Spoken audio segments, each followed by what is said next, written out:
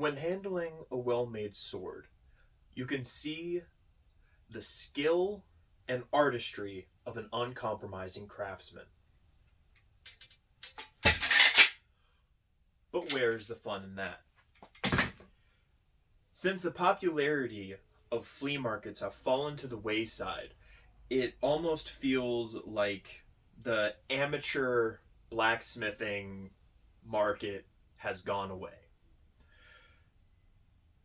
And there's a little bit of beauty lost. So I have a few pieces from my collection of just weird, janky, grimy swords that I bought at a flea market a decade ago for about $10.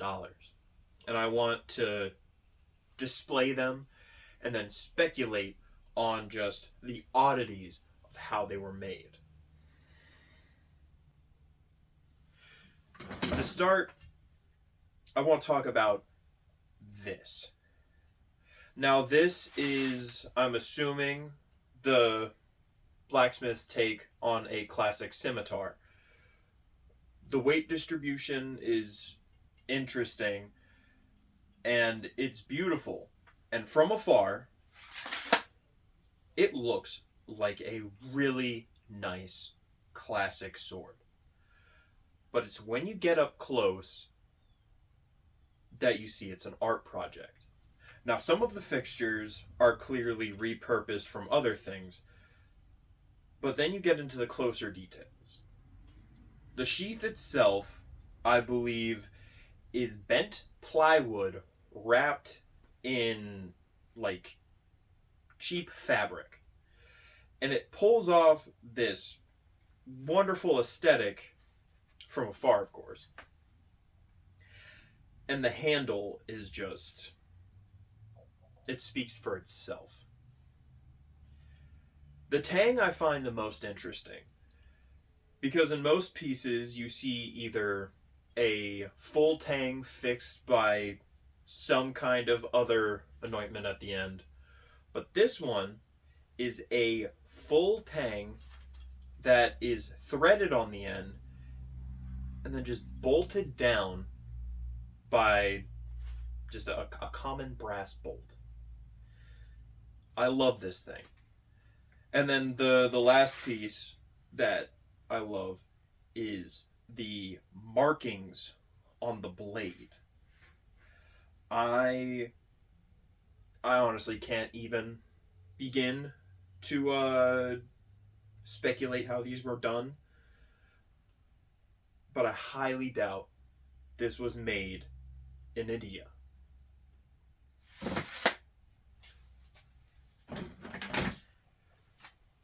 Next, I want to talk about this piece.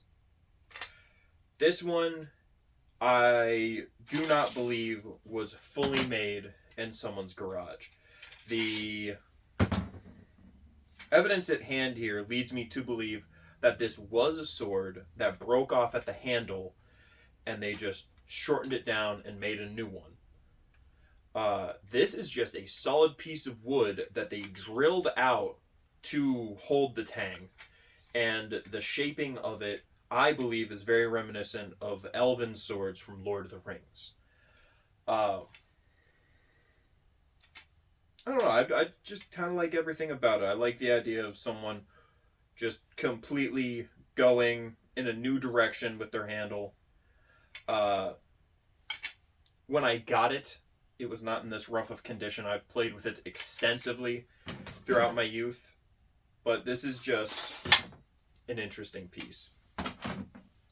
Then lastly are the most fascinating to me, and that would be this set of three.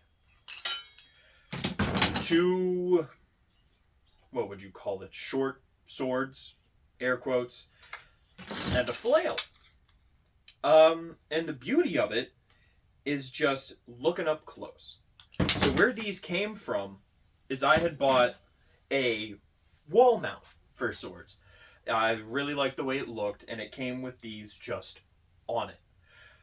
These are obviously more art pieces that were just put on there. I'm assuming they were made by the same person who made the wall mount.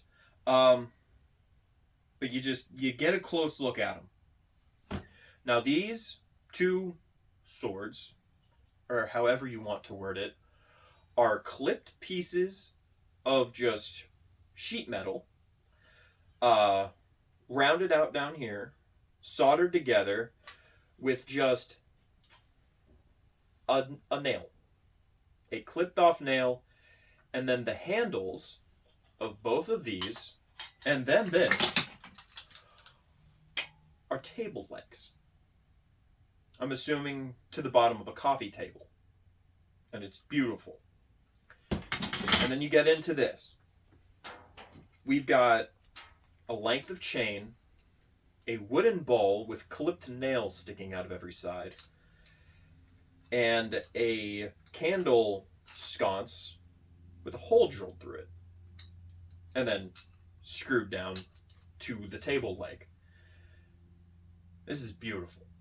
I spent many a night smashing cans with this wonderful creation. And you just don't see anything like that anymore. If you want to find amateur works, you're going to go to Etsy. And people on Etsy aren't going to sell goofy nonsense like this. This kind of amateur work is completely lost in an area that doesn't have a flea market type thing for someone to go and peddle their wares at.